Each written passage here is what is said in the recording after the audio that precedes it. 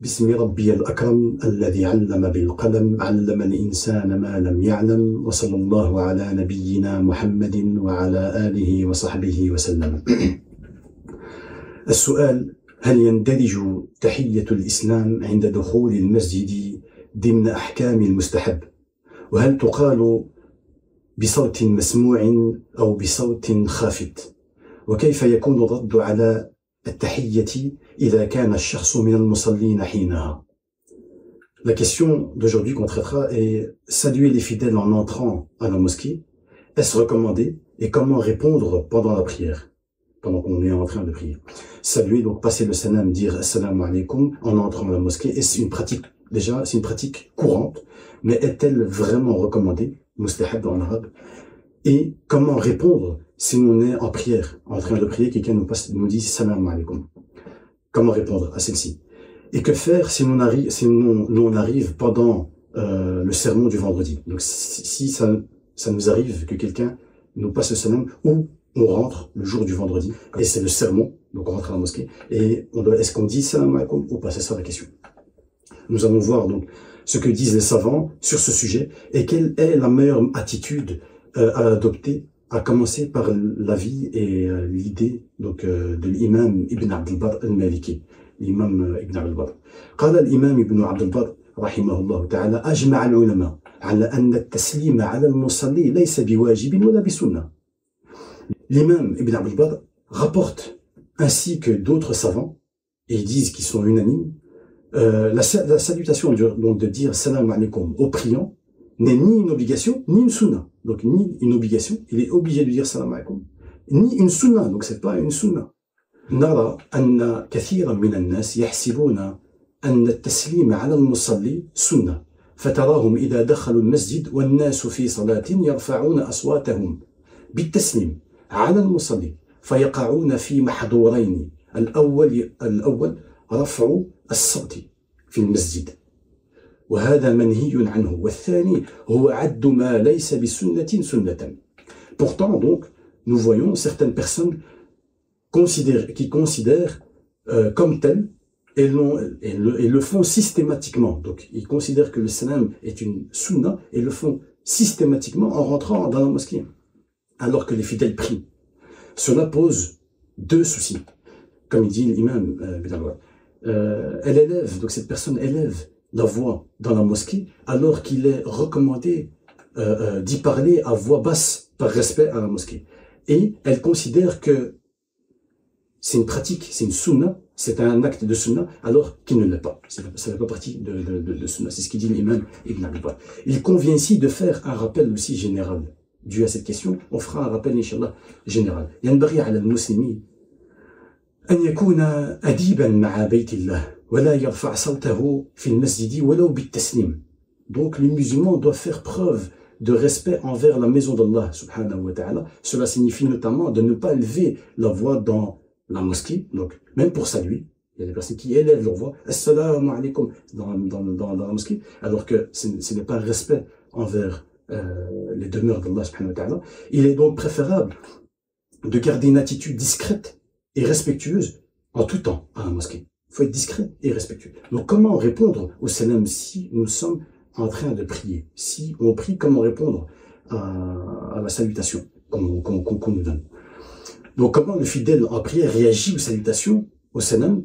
Mais surtout, est-il permis de saluer le fidèle aussi d'abord, avant tout, qui est déjà en prière? Al-Adhar, an at-taslim ala al-musalli awalan huwa mubah. Donc l'avis juridique le plus probant, qui est pour saluer une personne qui est au priant, est permise. Donc ce n'est pas de sunna et ce n'est pas une obligation. C'est permis, c'est mubah, comme disent le Usul. An Malik, le dalil de comment répondre à un salam. An Malik, an Nafi' أن عبد الله بن عمر رضي الله عنهما مر على رجل وهو يصلي فسلم عليه فرد الرجل كلاما فرفع إليه عبد الله بن عمر فقال له: إذا سلم على أحدكم وهو يصلي فلا يتكلم وليشير بيده. Nafi' raconte un jour Abdullah ibn Omar, en passant près d'un homme qui priait, donc une personne priait, l'a salué. L'homme a répondu verbalement, par des paroles, alors qu'Abdullah ibn Omar est revenu vers lui en lui disant « Quand l'un de vous est salué », donc lorsqu'une personne est saluée, pendant qu'il est en train de prier, alors qu'il fait une prière, il ne doit donc pas répondre, mais faire un geste de la main, rapporté par l'imam Malik.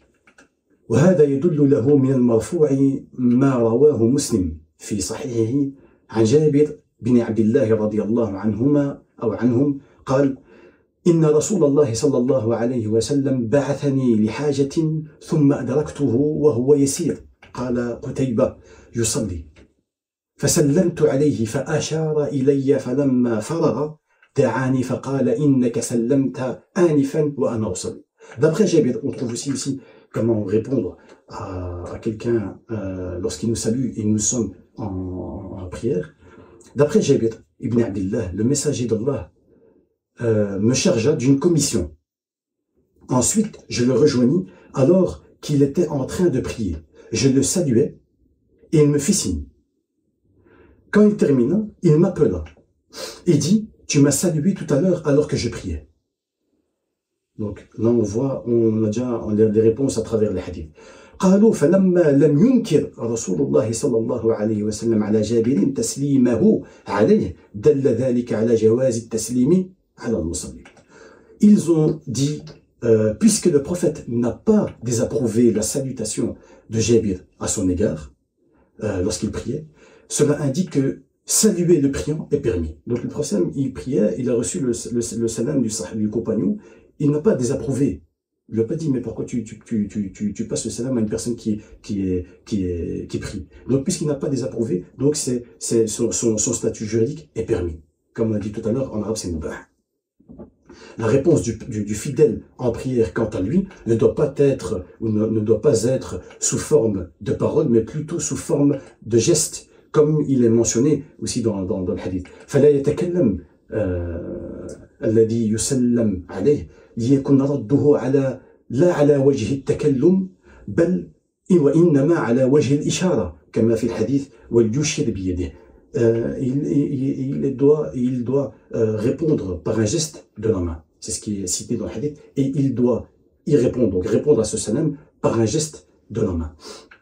وقد ورد في كيفية رد السلام بالإشارة في حديث بلال رضي الله عنه.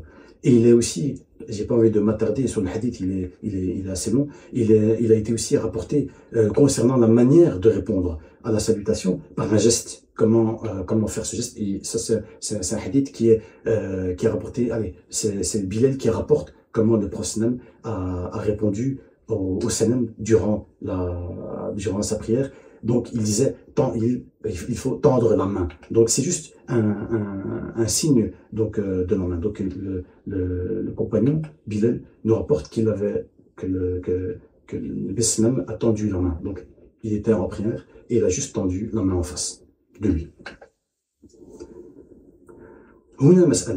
Ici, il y a aussi une question qui nous a été transmise. Donc je voudrais aussi répondre à ces trois questions dans une seule vidéo. On peut cependant encore se poser donc une question, est-ce qu'on salue les fidèles avant de prier les deux tahiyyat al-masjid, donc les deux tahiyyat, les deux unités de prière lorsqu'on rentre à la mosquée. As-sunna liman dakhala al-masjid an yaqula du'a ad-dukhul awwalan ثم بعد ذلك يصلي تحية المسجد. المحيا هنا المسجد أولا لا البشر، ولا يسلم على أحد قبل تحية المسجد كما في حديث المسيء صلاته دخل وصلى ركعتين ثم جاء إلى رسول الله صلى الله عليه وسلم وقال له السلام عليكم. ولذلك قالوا الفقهاء من دخل المسجد النبوي فإنه يبدأ بتحية المسجد قبل السلام على رسول الله صلى الله عليه وسلم وزيارته فما بالك بغيره. La sunna pour celui qui entre dans la mosquée est de commencer donc d'abord l'invocation de la rentrée à la mosquée. Donc il commence par l'invocation qu'on cite lorsqu'on rentre à la mosquée. Puis ensuite de prier les deux unités d'abord. Il ne doit pas saluer quelqu'un avant d'accomplir les deux rak'at à la mosquée.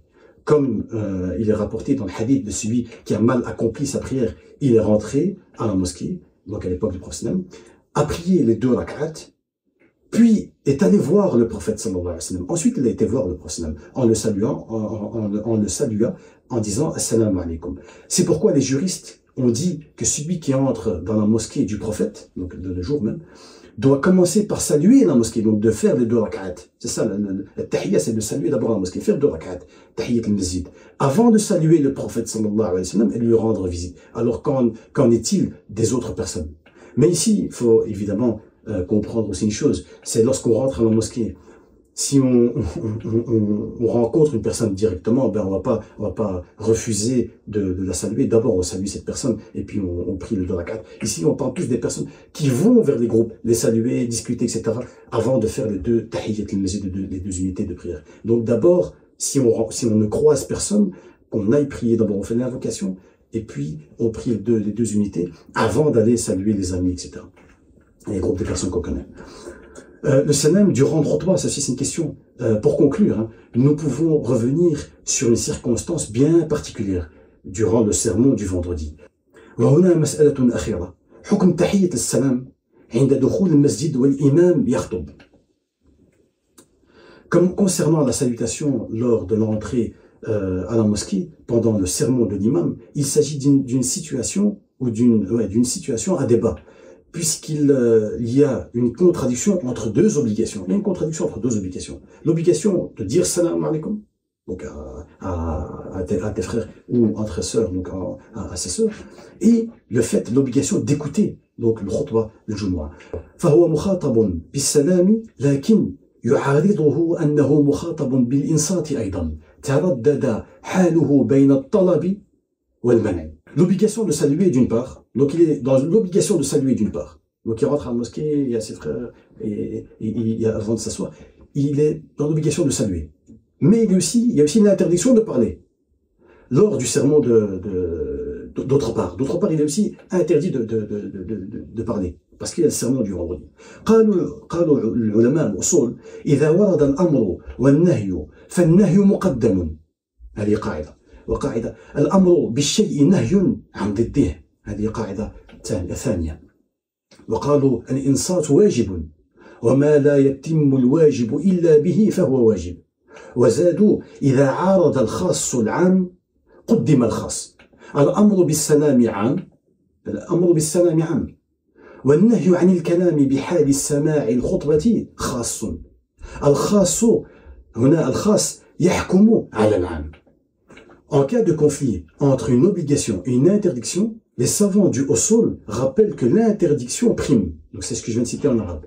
Cela signifie que pendant le sermon du vendredi, durant le khutbah, l'interdiction de parler l'emporte sur l'habitude de saluer. Les savants ont rappelé par ailleurs que cela perturberait l'écoute du sermon du vendredi. Donc c'est pour cette raison qu'il faut donc à ce moment-là ne pas dire salam alaikum et puis écouter et saluer les personnes qu'on veut après le khutbah Jumu'ah. Garder à l'esprit l'ensemble de ces principes permet d'agir avec sagesse et science et de préserver l'harmonie au sein de la mosquée et de notre communauté. وختاما أقول وإن تجد عيبا فسد الخلل فجل من لا عيب فيه وعلا. سبحان ربك رب العزة عما يصفون وسلام على المرسلين والحمد لله رب العالمين.